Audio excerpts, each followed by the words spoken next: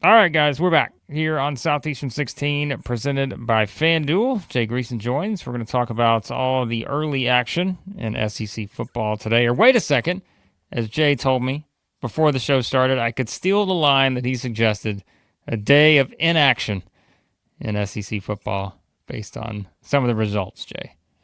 Well, and you know what, though? I am not a super big fan of the 9 game schedule compared to most, but this is the week that is going away. And in that, the 9 game schedule starting next year is a good thing. There's no more Georgia versus Charlotte but see, here's the other thing about that. In the big picture of the web of college football tentacles, think how many people got to go to a Georgia game today for the first time because season ticket holders don't give two rats' asses about going to watch Georgia get up 31-0 or whatever, 28-0, and then sleepwalk to a 35-3. Yeah, just doing the people a favor. That's the way I see it. It has nothing to do with anything else. Just doing the people a favor, right? Yeah, we'll get into that. I mean, even some of the SEC games looked like Georgia Charlotte today.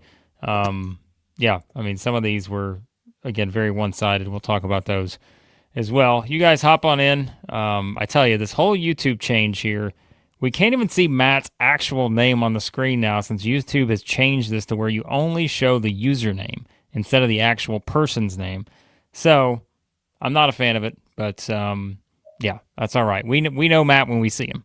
So Well, we know Matt, and at least my name, and then amazingly YouTube linked it up with my prison number the one time I got arrested in Auburn. of So, course.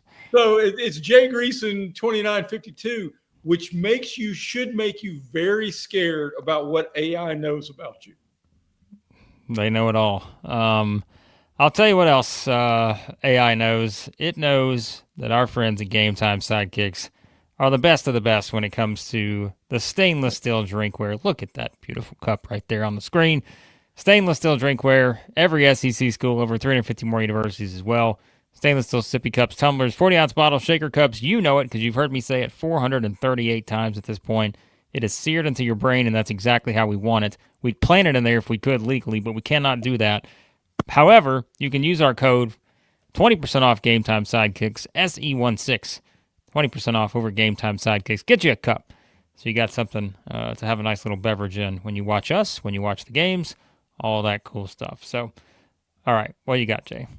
Did you see already that Salty Soda says my big head does not need any introduction? You can recognize it immediately. Look, man, It's true. I can't wear the hats that the people send us because my head is that large. I'm Okay. like an 8 pro back hat guy. I mean, when I was in kindergarten, they called me Kool-Aid, the big pitcher that came running through the wall.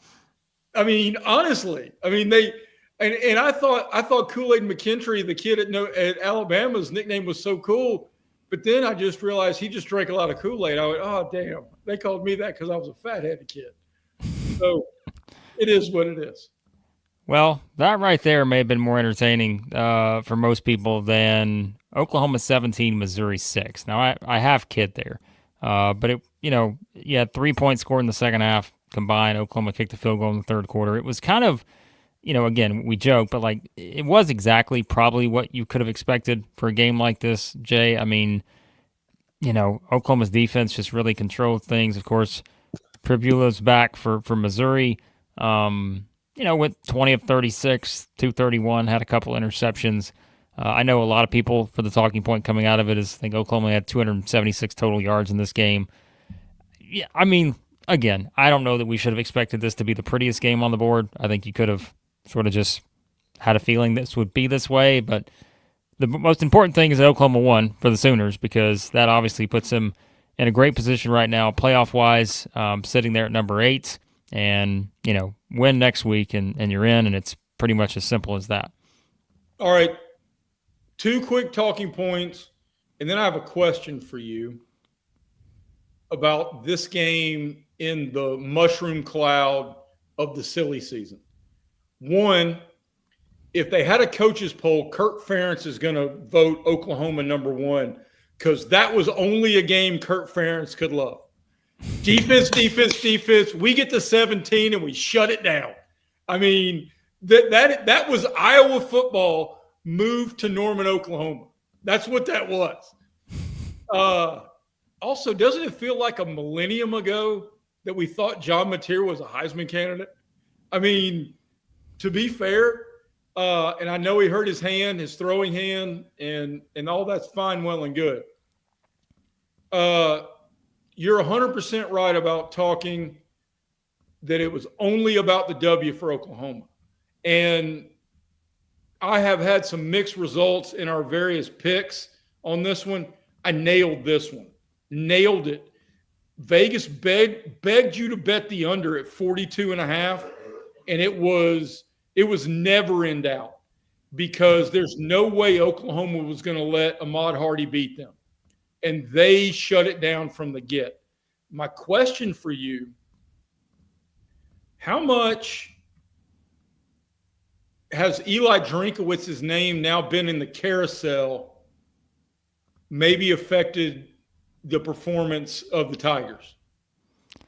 Well, I mean, I think we're going to have that same conversation, like about, I mean, not for Vanderbilt. So you can say it didn't affect the Commodores. Clark Lee's name's been thrown around a little bit, and everybody's talking about it. The extension going to be announced and all this other stuff. But yeah, I mean, I think, and Missouri fans, you're in the chat. You can tell us because I've seen mixed reaction to the way he responded to the question, right? And you know how this works. Like it's, as always, is what you don't hear is the thing that you're dissecting the most. Is like what you don't say, people are going to just completely go all in on that versus what exactly the wording you're using. And so I think it's one where obviously, you know, you feel like he's in play at multiple spots right now. But I mean, look, here's a good point too. It's like, you know, if you struggle down the stretch and you kind of limp to the finish here, does that change everyone else's outlook on you at all, Jay? I mean, I don't know if this one game is going to change an opinion on the guy. When you look at just the overall, the overall body of work is fine, right? But it's just, I don't know. It is a story, and it's not going to go away until there's certainty on that. So there, and I'm responding in the chat about my my arrest story. Yeah, I did spend the night in the clink. The Auburn jail actually brings you McDonald's breakfast on Sunday morning. So, look, I'm not the fine, upstanding citizen, or I am now the fine, upstanding citizen you see. And the amazing thing I just realized is my 18-year-old son's in the other room. And, well, he's just going to hear it, I guess, as we go. But, look, I think all of the agents behind the scenes are playing this perfectly. They've got all the ADs on marionettes.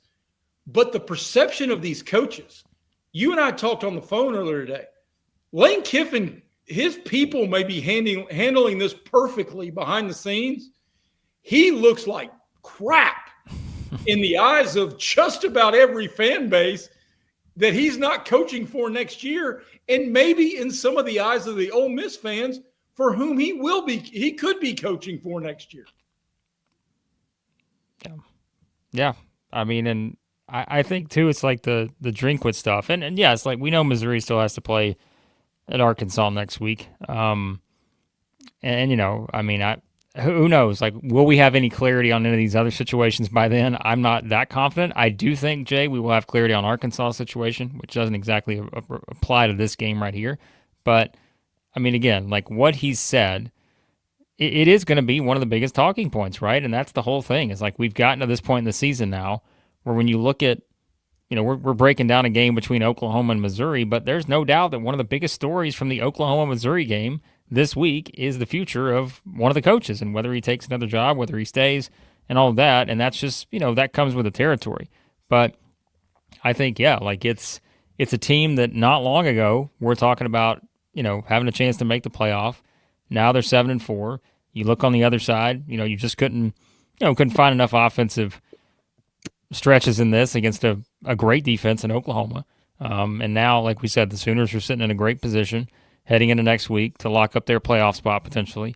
So just a lot of dynamics like that. But yeah, I'm curious to see how it unfolds for Drinkwitz because, like our guy in the chat said, I mean, maybe you get a little bit more money NIL wise, and you're able to boost things to where you feel like it needs to be long term, or maybe Florida, LSU swing and miss, and all of a sudden, here he is. Like he becomes one of the guys in that spot, and so it's wild to see how this is going to play out. So, well, my teenage son in the next room just texted me because that's the way teenagers communicate. He could not give less of a damn about hearing about the skeletons in my closet. So, of course not. It is what it is. I'm an open book, brother. But man, oh man. All right.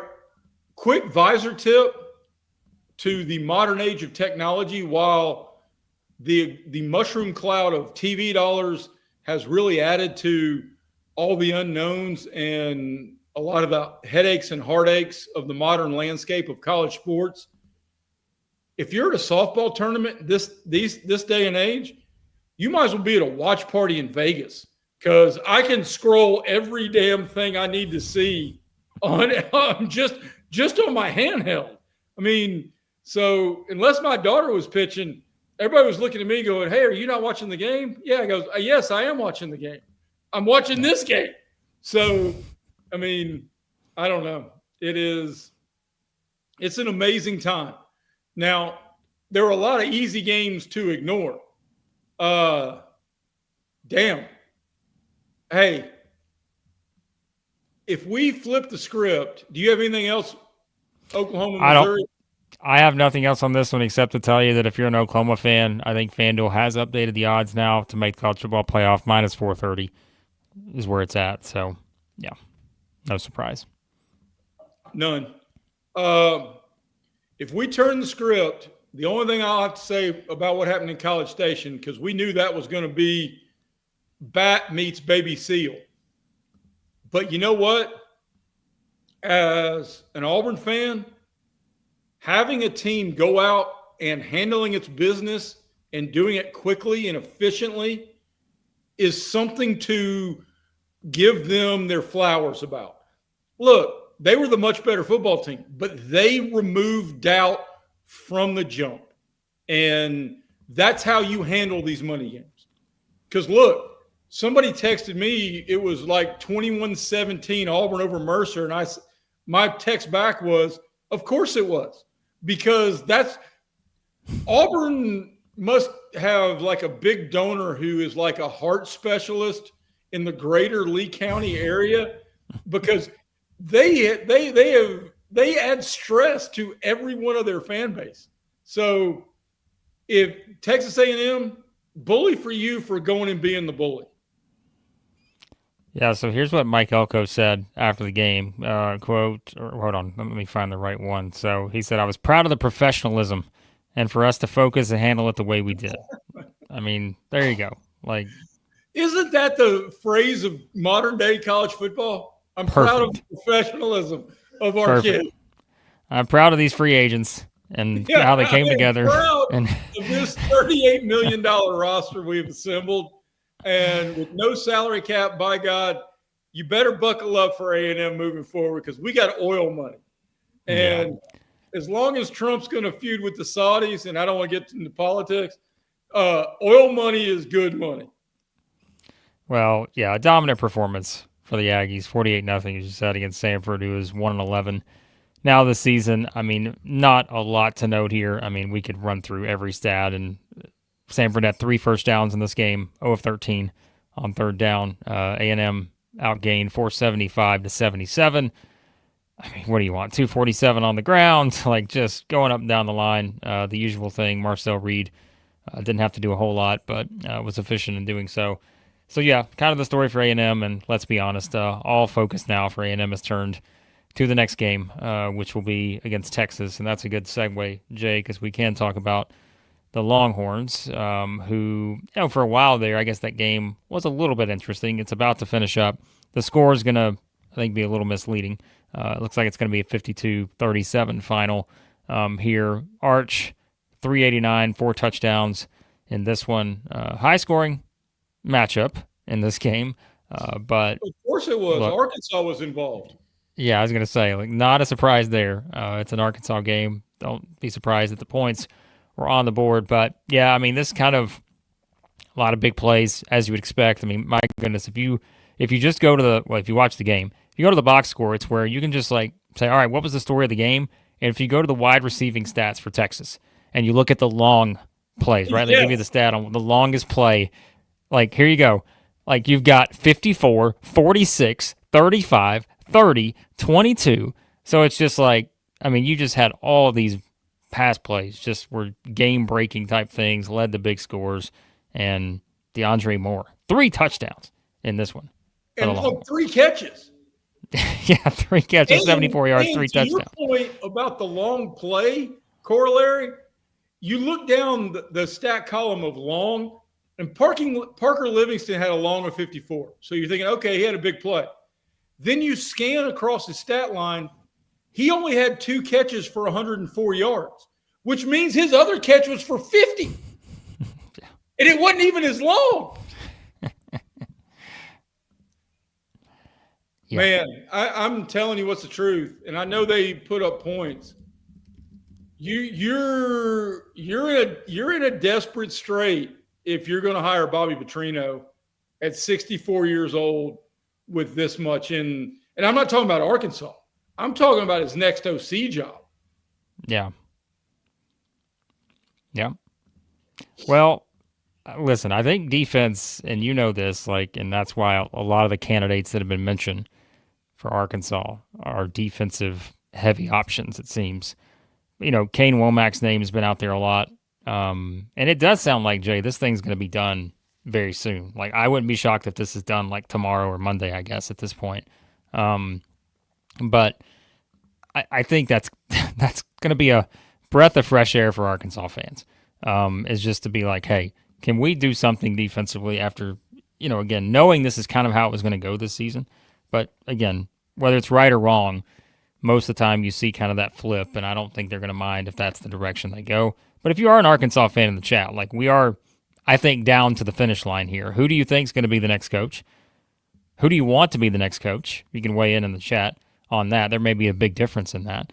But yeah, I'm curious to know where Arkansas fans' minds are at on this, because it does sound like, you know, this thing's about to go down. And I think, what was it? Pete Thamel had, I know Kane Womack was one. I think Ryan Silverfield at Memphis was the other. Golish may have been in that discussion. Golish is a dream for them. Golish, yeah, I mean, he'd be excellent. Golish is going to be good at this. Yeah. I would say, like, I'd be surprised if an SEC team doesn't hire him, but I can't say that right now because you just don't know all the dominoes that are going to fall. So who knows, right? If Kiffin goes to LSU, you know, it's like, all right, does Golish go to Florida? And like, there's just so many things that I think you're still waiting on. But yeah, here are the 4 names. So Pete Thamel said it's Golish, Silverfield, Kane Womack, and Eric Morris at North Texas. So seems to be, it's going to be one of those for Arkansas. So we'll see. Do we still pay attention to, I know I've always referred to it because I'm older than you, the lineage hire, what was under the Bear Bryant tree, that they always wanted to hire a guy with bear ties. I mean, does it matter to you that Kane Womack went to and played at Arkansas, or do you think that matters as much these days? I mean, I know it worked out for Kirby, but there have been a lot of instances where, I mean, I almost cussed. I try not to cuss on the platform. I went to Auburn, and I wouldn't want Auburn to hire me. I mean, so I mean, I get it, but oh my gosh, Sam, that is unbelievable. And we had a money chat earlier, so you may want to. But if Rodney Garner goes back as the D-line coach, that dude's with all apologies to Ed Orgeron, they both cheat their headsets off, but that guy is great. Yes, I'll watch my mouth. Yes. I mean, my son's in the other room. Yes, I'm sorry. I'm sorry. Well, I've already told. Damn it, I just cussed again. And then, damn it, I said it again. We're gonna get a visual where we can Yeah. just put it on the screen every time Jay. We'll just put like the thing that covers his mouth. We'll just get like Yes. something that covers it, and the conversation about man, this is such a wild weekend because when your biggest game is an out of the playoff Tennessee and a disastrous Florida, and everything that's happening in the coaching realm, I mean, that leads me to my next talking point in terms of games. I think Auburn should sue Hugh Freeze because I think for the first 7 weeks, he played the third best quarterback on his roster. And if you can't fire a coach for cause, for like coaching stink pants, then why can't – I mean, I don't understand how that – look, we hired you and we paid you a lot of money to this point and a hell of a lot of money compared to what everybody else makes in this world. So we don't owe you the buyout because you sucked at this. And that's on us because we now got to rebuild because you sucked at this. But damn, man, Jackson Arnold, Deuce not, yes, it was against Mercer. And they're in the Southern Conference, which is an FCS school. So, okay, I get it. It's not like going to Oklahoma and leading 17-16. But Ashton Daniel is a hell of a lot better than Jackson Arnold. And Deuce Knight looked like the future today. yeah, I mean, 62-17. Again, we were laughing after I think we talked. It was 14-14 into the first quarter, and you're like, well, of course it is. But yeah, it winds up being 62-17. Deuce Knight, 15-20, 239, 2 touchdowns through the air. 9 carries, 162, 4 touchdowns on the ground, including the 75-yarder he had. Yeah, like that's a pretty good stat line. I think Auburn fans feeling pretty good about themselves right now, coming out of just that performance. And of course, whatever happens next week, obviously that could play into a bowl or anything like that. But yeah, I mean, you said it early in the season, and I think it was just it played out week after week. This is going to be one of those teams you're going to look back on, and you're just going to say, man, that defense could have gotten us to this point. Yeah. And it never happened just because, Because Hugh Freeze deserved to get fired. And he Yeah. doesn't deserve $15 million to walk away. And look, man, John Cohen, the Auburn AD, needs to have a meeting tomorrow morning with Deuce Knight and say, all right, here are our finalists. Who do you think you will stay for? And because truthfully, and I'm not even talking, he may turn into a bust who just had a great game against an FCS opponent. But the energy he brings, the place was different. Auburn's always got a great home crowd. And visor tip to the rest. Quick side note. All right. Not only am I loyal to my alma mater, but I can't change who I root for because it would cost me too much in changing my wardrobe. So, and I work for a newspaper, so I can't afford that anyway. But if we ever got to a point that Auburn's fans have been tremendous through arguably the worst half decade since World War II.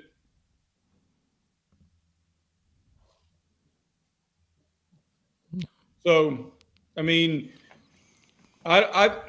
I don't know. I just needed my Hugh Freeze rant, and then I'll probably join the 11 o'clock, midnight, 1 o'clock show whenever Chris sends me the link.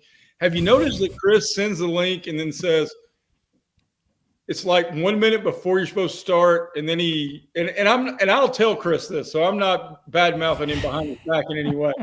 And then like 30 seconds later, he'll text you, "I'm here," and I'm going, dude. I gotta take it from text and then put it in my email so I can get it on my laptop. But man, that game though. I mean, any more to say about Auburn? Because look, we had a whole bunch of curb stompings today. Yeah, we'll tie Auburn into something else. I'm gonna add into this in just a few minutes because I think we're gonna play a guess the coach game that I think could be kind of interesting. But let's just quickly run through the other scores. Then we're gonna get to Vanderbilt, Kentucky. I know we have some super chats and stuff waiting on that game.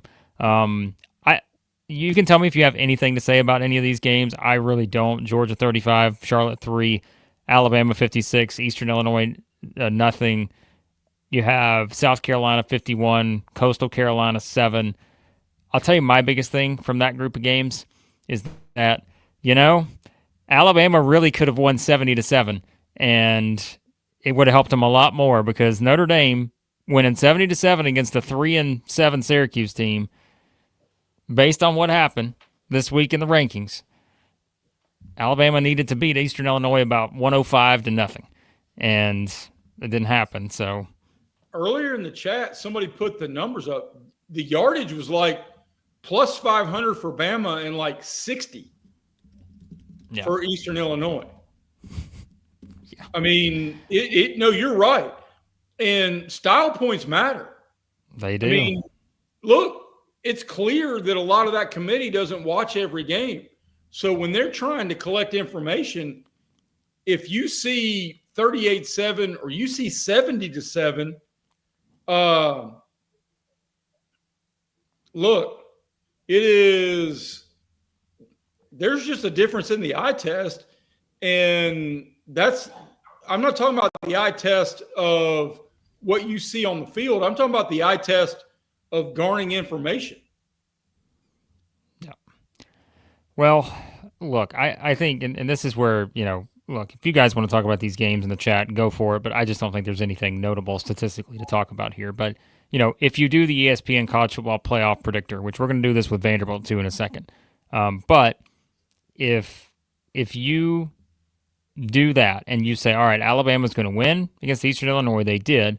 Alabama's going to beat Auburn. Now, keep in mind, this predictor thing the ESPN has was updated 3 days ago. So any results since then that could factor in are not factored in. But let's say going into the day, if you did that, Alabama winning against Eastern Illinois, beating Auburn, and let's say you could play out one of three scenarios with the conference championship game and all that. I mean, they still, you look at it just from a number standpoint, right? I feel like they've still in a pretty good spot. But it's just, what that game means next week. And again, it's going to come down to some of this, like, because Notre Dame's playing Stanford next week. And so you just really can't imagine a scenario. And yes, by the way, I know it's brought up here in the chat. I don't know if you saw it, Jay, but Notre Dame was up 21-0. 4.5 minutes into the game and did not have a single offensive play or yard, which is just not something you see at all, ever. So, yeah. But nonetheless, I mean, Alabama's going to be the biggest talking point moving forward.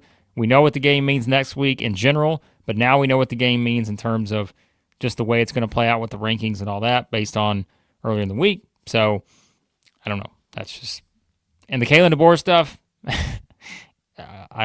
it's still going to be talked about, the Penn State thing and all that, but I'm not buying it. I'm not buying it either. But at some point, though, if you're Kalen DeBoer, do you not look around and go, do I really want to hear this if we're not going to be 11-1 after Thanksgiving every single year? I mean, honestly, I can remember vividly Steve Spurrier the most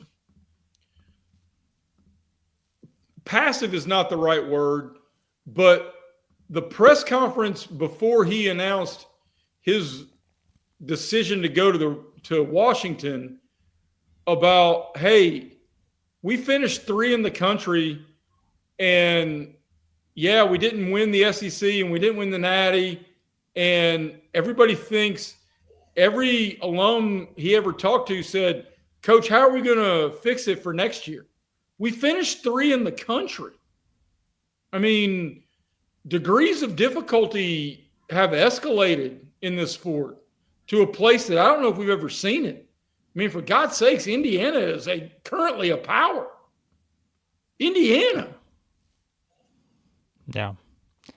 I don't know what's going to happen. So, yeah, it's going to be wild. By the way, it's bringing up here too from Philip. It says, I want to watch y'all right now, but I can't take my eyes off this Kansas State-Utah game. And it is just an absolute, just wildest. It's 47-44. I think the last I saw, Utah had it 4th and 1 with about 2 minutes left. Absolute chaos in that game, which obviously, Jay, is a very important game for multiple teams because Utah's sitting there at 12. So, and see, I had the under 90 in that game. So damn it. Yeah, oh, that's good. Yeah, that one hurts. That one hurts. Well, Pitt's up early on Georgia Tech. I'll tell you that too. Another score update. By the way, Sam Smith.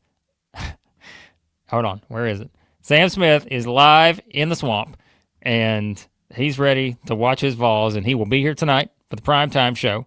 And boy, I can't wait. But Sam, I was about to play your voicemail, so you have to tell me if you're still here. If you're still here, I'll play your voicemail that you sent into the channel. But if you're not, we're going to save it for the late show. All right.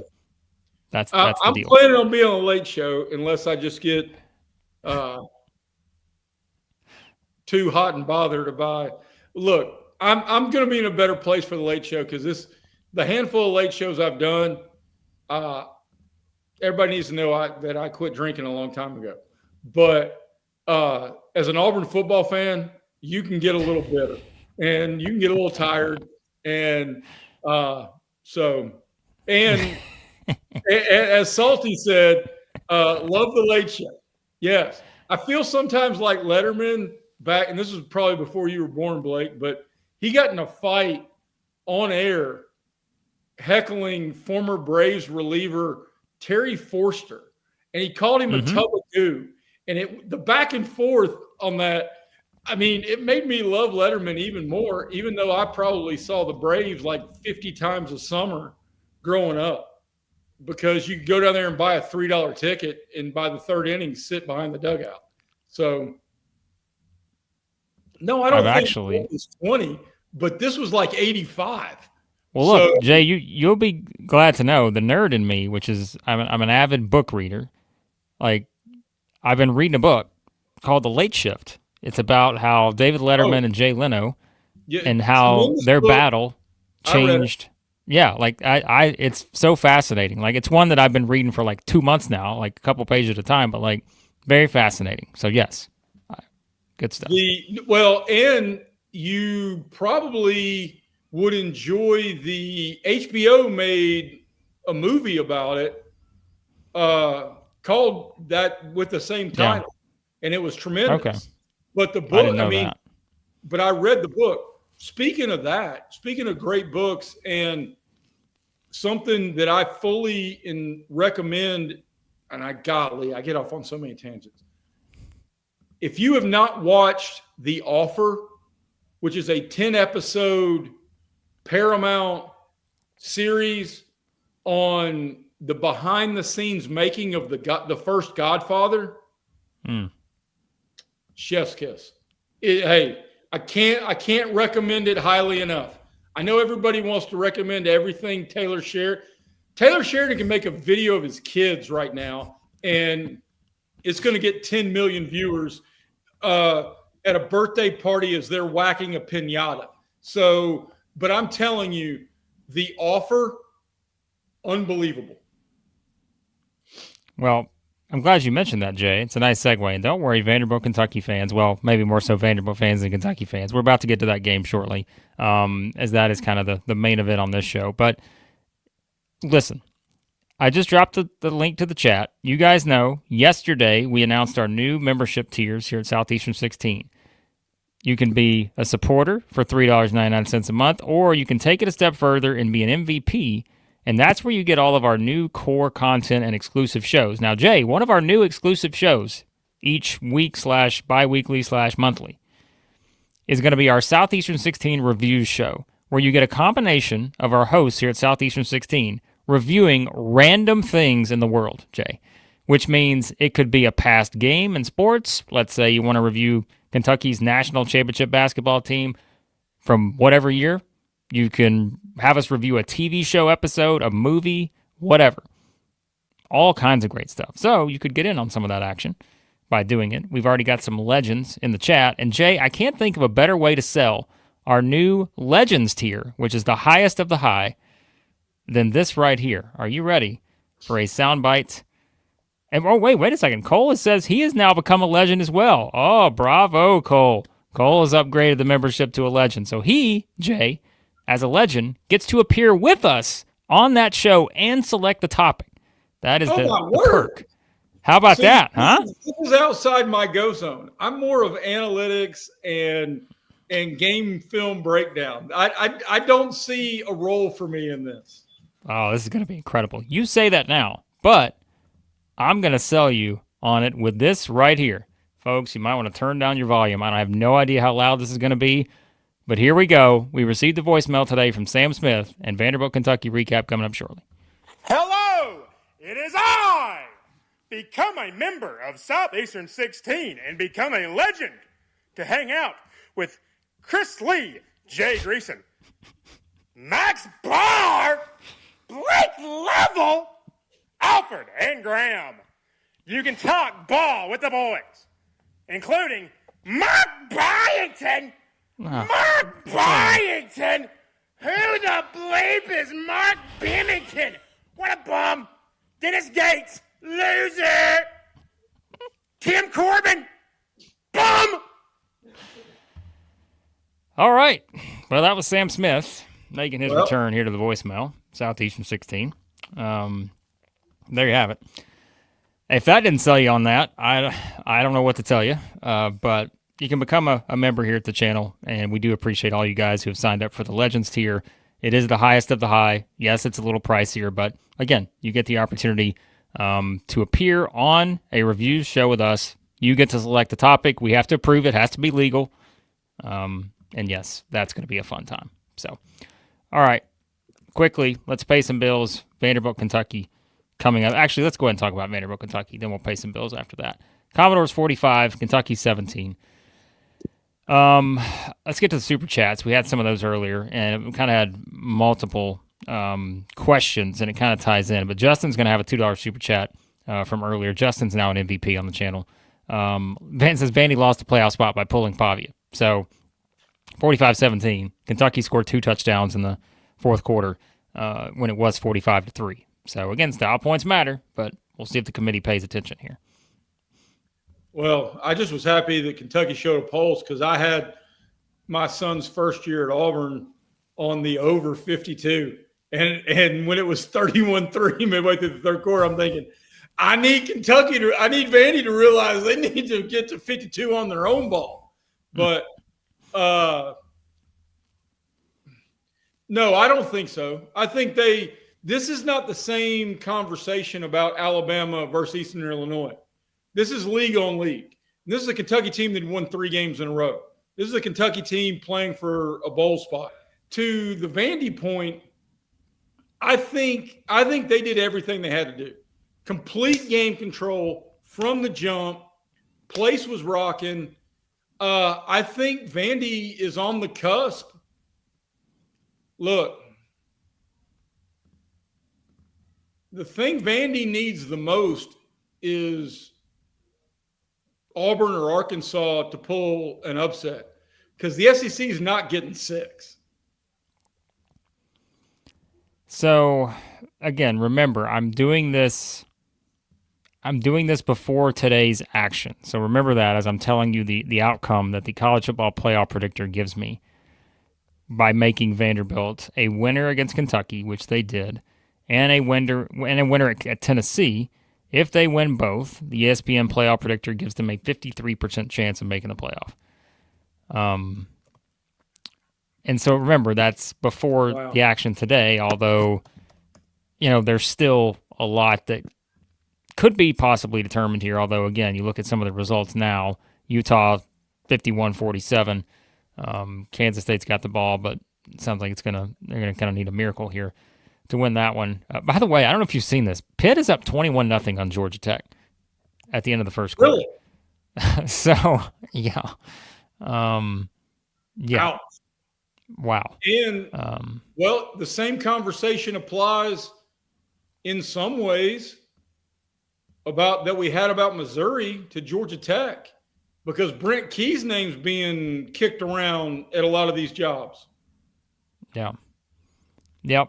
So we'll see what happens there. But I think that kind of shows you where Vanderbilt is at right now in terms of just, they're going to need some help. And I think we kind of know that based on the percentages at least. But it also doesn't matter if you don't win next week. And so they take care of one this week against Kentucky. Very impressive performance. But really, again, it's going to come down to you have to win next week. And then you really just have to hope that other people help you out a little bit. So, yeah, that's kind of where we are. That's it. So. Yeah. So the chat also asked about whether Diego Pavia gets an invite for the Heisman. I mean, if you do look at the Heisman numbers right now, I mean, Pavia has the third best odds. I mean, Mendoza's obviously 1, Julian Sands 2, but over at FanDuel, Pavia is plus 650 at third. So that's where it's at. So, yeah. I think yes, especially with the curb stomping that Haynes King and Georgia Tech is currently getting. Because I could see conversation about both those cats being, because the Heisman is going to always go to one of two dudes. The best quarterback on a title contender, or the outlier story like Charles Woodson or Travis Hunter. I'm surprised Ndamukong Suh didn't win it that year at Nebraska, where it's just a different player who does something consistently eye-popping. But if college football had a true MVP with the focus on the word valuable, I don't know who does more for his team than Diego Pavia. Yeah. I mean, and again, you just look at, the numbers today. Obviously, if you watched, 33 of 39, 484, 5 touchdowns. And then he had the other touchdown on the ground, too, 48 yards rushing. So, the stats, again, speak for themselves. They're there. And so, I'm fascinated to see how that. Look, next week may matter. But if you look right now, this guy is just, as Trey said, it's just, unbelievable. Like the numbers he's putting up, I think we'll get you there.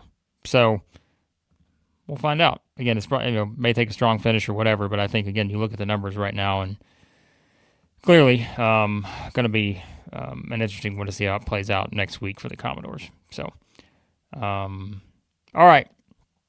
That's all the action to this point. As we said, we will have the primetime show. We're going to talk about some coaching stuff real quick on the way out. But before we do, J.M. Jones asked earlier, I forgot to pull this up, is anyone in St. Louis willing to dog sit or foster a 50-pound fluffy dog? Loves kids, pretty damn good company, homeless as a Monday morning. Got to find a safe place for him. So if anyone out there is watching, can help out our guy J.M. Jones, do that. And yes, sure, I think he's still in the chat. Saw it earlier. So, all right, Jay, coaching. You want to do a quick round of guess the coach. Who is going to be the coach at this spot when I give you the team? I'm not going to hold you to it. Just random. No. Just pick your pick. And coming off the cuff. We'll go with it. Auburn's next coach is going to be who? John Summerall, and they are going to have a package in place for DJ Durkin to be the highest paid coordinator in the country. All right. I think I'd be shocked if it's not John Summerall at this point.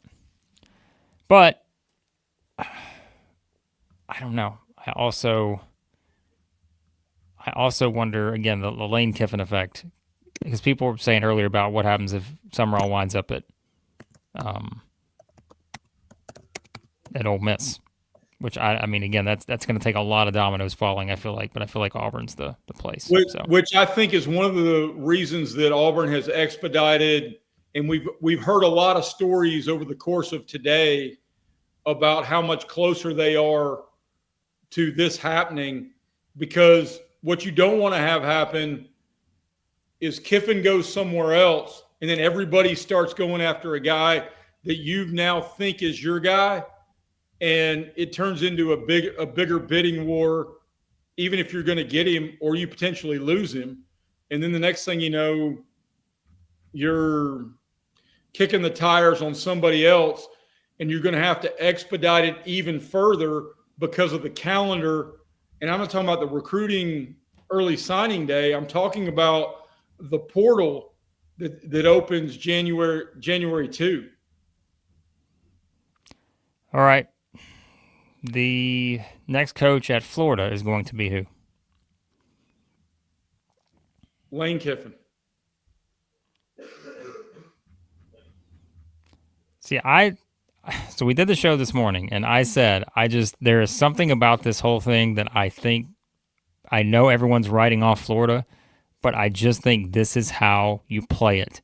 If you're Jimmy Sexton, is you want everyone to write off Florida, and you want Florida to come to the table with more money, knowing there's a number out there, and I'm not ready to write off this possibility yet. So we'll see. And again, it may just, LSU may wind up being the highest bidder, and that's that. But I'm not ready to just completely count out the Gators yet. So, all right. So if you're going Lane Kiffin at Florida, who's the next coach at LSU? Lane Kiffin. He's amazingly going to be able to coach both teams at the same time. Fair enough. If there's anybody who can do it, it's him. And if there's anybody that can get this man 2 contracts at the same time in terms of being an active head coach, it's Jimmy Sexton at both places. So there you go. To be fair to our Ole Miss fans, look, if I would say Summerall, if this whole thing had not become extended and painful and awkward, I think Summerall would go. But now you're going to have to kick the tires on a whole variety of dudes that you didn't even really have on your list. So, I mean, man, Lane Kiffin's going to be, if he does leave, and I think what I said to you in our conversation over the phone is I was leaving a softball park in Dalton, Georgia.